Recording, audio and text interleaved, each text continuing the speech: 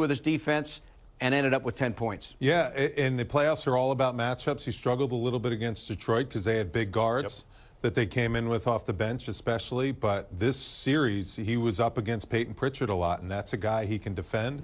That's a guy that he can get open looks against, and he was really good. I mean, we're talking like 58% from the field in this series. He was 4 for 7 tonight, and 54% from 3. How about the defense, the chase down block?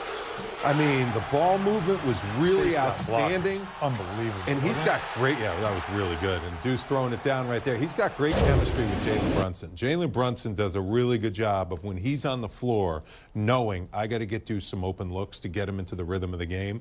That's what a point guard does. He knows how to get his guys going. And I think Jalen did a good job of finding Deuce a ton in this series. And they're coming into this game, because the numbers haven't updated yet, Deuce in this series was shooting over 50% from 3 and 50% from the field. And it's the impact that you're looking for from a guy like him off the bench. Because you know he's bringing the defense, but if he can give you a pop of offense, I mean, that's special. And you're going to need that in the next series now against Indiana. Really puts up a ton of points. So he could be an important. Him and McConnell. Yeah, that's another personal. That's a perfect matchup. Like, you got to take that personal, right? Those matchups, guy off the bench. When you start preparing for a team, you start thinking to yourself, okay, who am I going to be guarding? Who's going to be my matchup? And he's got to start thinking about T.J. McConnell, because T.J. is tough. He's competitive. So is Deuce.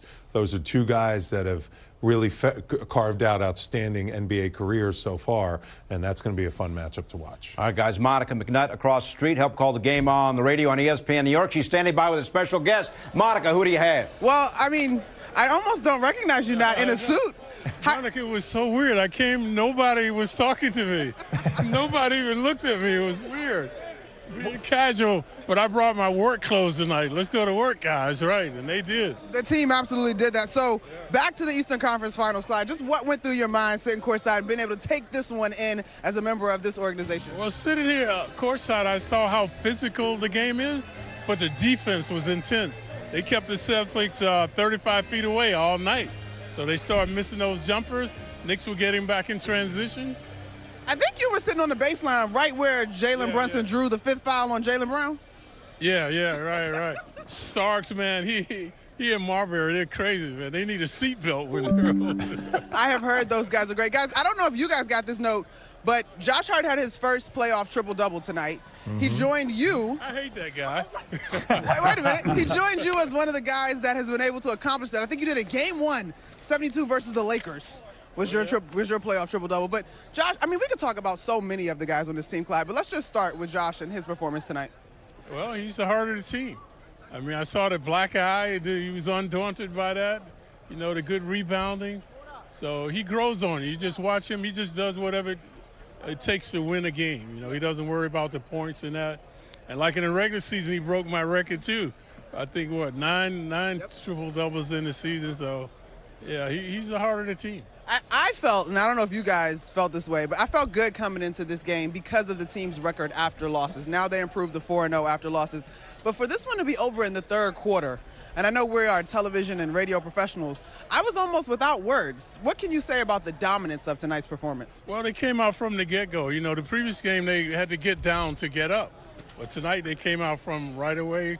Like I said, the defensive intensity, the way they were moving the ball, they took away their confidence, the Celtics' confidence. Well, you're very familiar, producer Spencer Julian says. We got one last question. So anything else you want to say to the guys before we got to send it back to Pito? No, I think we're back in the high life again. The Pacers are no pushover. We know that. It's going to be a tough series, but hopefully this time we can capitalize on the home court advantage. Of course. No one can say it quite like you. All right, guys. We're going to finish enjoying it here on the court. Y'all enjoy that studio life. Party like it's 1999. Monica, Clyde, thank you so much. Cannot beat having Clyde Frazier stopping here on the postgame show. Even in the Puma shirt, he still looks smooth, doesn't he? He doesn't need a tie. He still looks smooth. I'll tell you, that courtside celebrity row was big time. Big time. Lenny Kravitz. Woo. Yeah, Buster Rhymes. Yeah. And of course, you know, Ben Stiller, Timothy Chalamet, all the regulars, Edie Falco, like all of them being there. Like Strahan. Like I said, yeah, just talking to different people in the arena that we've seen over the years. That's why I said it was a catharsis. So many fans were just like, man, we've been waiting for this. The energy in that place. It was banana. It was crazy. Yeah. Like, I'm literally getting chills watching every basket, every play. It's just The reaction. There's nothing like it. There's nothing like it. You have to experience what that does to your body, the adrenaline that you feel, even as a fan. I can only imagine what the players felt. Winning at Madison Square Garden. And guys, how about hats off and a big congratulations to Tom Thibodeau. Yep. Totally. What a remarkable 100%. coaching job. The Knicks now have taken that next step. Last couple of years, of course, they didn't get to the Eastern Conference Finals. This year, they are on their way to the Eastern Conference Finals. Here's Tom Thibodeau's post-game comments, as always, presented by Chase. Yeah, I thought start to finish was terrific. And also, want to congratulate the Celtics on a terrific season.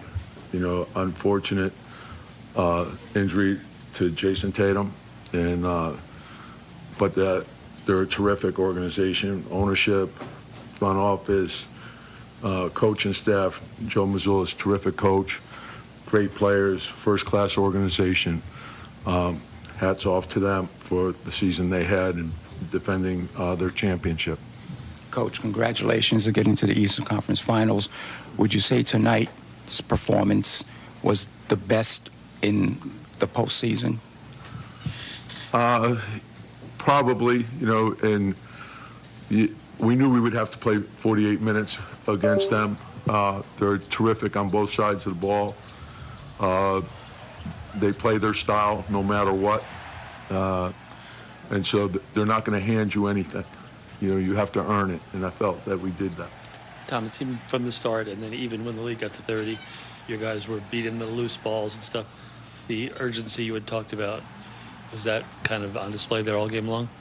Yeah, and again, it's how you respond to the challenge that's in front of you. And so, and we can't get carried away. Obviously, it's a great win, and we advance, and, you look at that, but you also understand you have to get ready for the next series. And we know that Indiana's a terrific team, and we're going to have to be ready. Tom, you guys obviously, through the first few games of the series, dug a bunch of holes that you had to fight back from. Today, you guys jump out to a huge lead. Just, was there a difference in approach? Did you sense that the team was going to come out? You got to win games different ways. So every game's different. Then there's really no carryover from one game to the next, other than you have to be ready to win that game that particular night and understand, what you need to do in order to do that. And I think when you understand that part of it and you understand how important your preparation is, that gives yourself the best chance to win. So you learn from each game and you try to move it forward. Tom, Mitch had a bunch of strong defensive possessions in that game. He had one in the first half where, transition closes out on Drew Holiday. Holiday ends up kicking to Brown in the corner. He takes away another three from Brown and then ends up getting the steal. So what's going through your mind when you watch a guy with that length just be able to take away that many shots in a row? He's very athletic. He anticipates well. But I thought overall our team commitment and defensive transition, guys were covering for each other. They were communicating really well, and they understood what we had to take away in order to win. And it doesn't really matter whether you're talking about defensive transition or you're talking about pick and roll defense. It has to be clean, and it has to be concise, and it has to be tied together.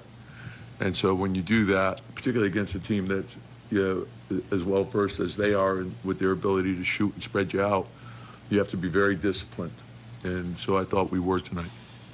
Hey, Tom, Josh Hart, triple-double. What did you make of the way he impacted this game?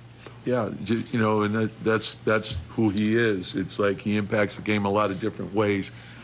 Sometimes people get stuck on, well, he didn't shoot the ball or he didn't do this. Well, Josh, what he is a basketball player. So it's transition, it's the pace, it's playing out of the pocket, it's making corner threes, it's doing all those dribble handoff, hustle plays, offensive rebounds, and then defensively just being everywhere and then coming up with big rebounds. Then I think when you play with that kind of effort, it's inspiring to the team. Tom, we talked a lot about how the next step for this franchise is getting to the conference after consecutive second rounds, getting to that conference finals. How satisfactory is it to get there now? Well, and I think the way you have to look at it is whatever your ceiling is